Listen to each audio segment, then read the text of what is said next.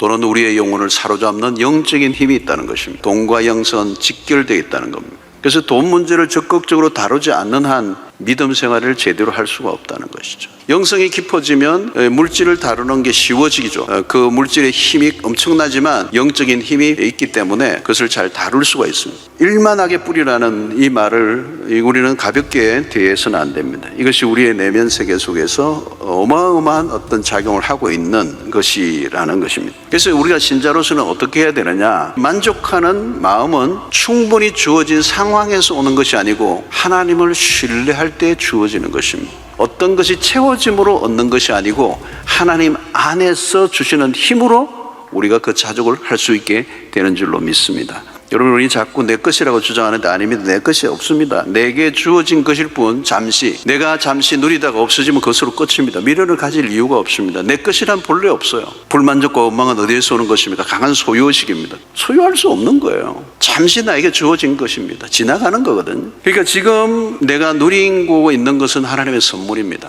모든 것은 주님의 것이고 내 것이 아니다. 돈이든 명예든 무엇이든 나에게 주어졌을 때 감사하고 그것이 나에게서 떠나갈 때도 감사하라. 자, 그런데 한 단계 더 들어가야 됩니다. 물질의 유혹으로부터 이기려고 하면 보다 더 적극적인 태도가 필요합니다. 부하려고 하는 이 욕망은 쉽게 꺾이지 않습니다. 그리스도인들은 부를 얻는 방식만이 아니라 부를 다루는 방식도 달라야 합니다. 우리는 쌓기 위해 버는 게 아니고 나누기 위해 번다는 거예요. 목적이 달라요. 그래서 하나님이 우리에게 물질을 주시는 이유도 동일합니다. 나누도록 하시기 위해서 주신다. 복에 대한 성경적 원칙을 얘기하는 것입니다. 사랑하는 성도 여러분, 나에게 준 것을 나눌 때 주어지는 비밀이 있습니다. 나눈다라고 하는 개념은 단순히 다른 연약한 사람을 돕는 부분도 있지만 내가 가지고 있는 욕망을 해체하는, 욕망의 힘을 풀어버리게 하는 가장 강력한 힘은 나누는 순간에 일어나는 것입니다. 자, 오늘 결국 우리의 삶을 결정하는 것은 시선의 싸움입니다. 우리의 초점, 우리의 소망을 어디에 둘 것인가? 현재인가 장래인가, 돈인가 하나님인가, 이런 믿음이 뭐예요? 멀리 보는 것입니다. 물질은 손해보아도 신앙은 손해보지 않겠다는 각오를 해야 돼요. 우리가 붙든 것은 돈보다 하나님임을 우리의 일상에서 경험해야 합니다. 하나님은 우리에게 주시는 하나님이었어요. 인색한 분이 아니에요. 후히 주세요. 누리게 하세요. 넉넉히 주세요. 여러분, 누가 나누고 베풀 수 있습니까? 후히 주시는 하나님을 믿을 때,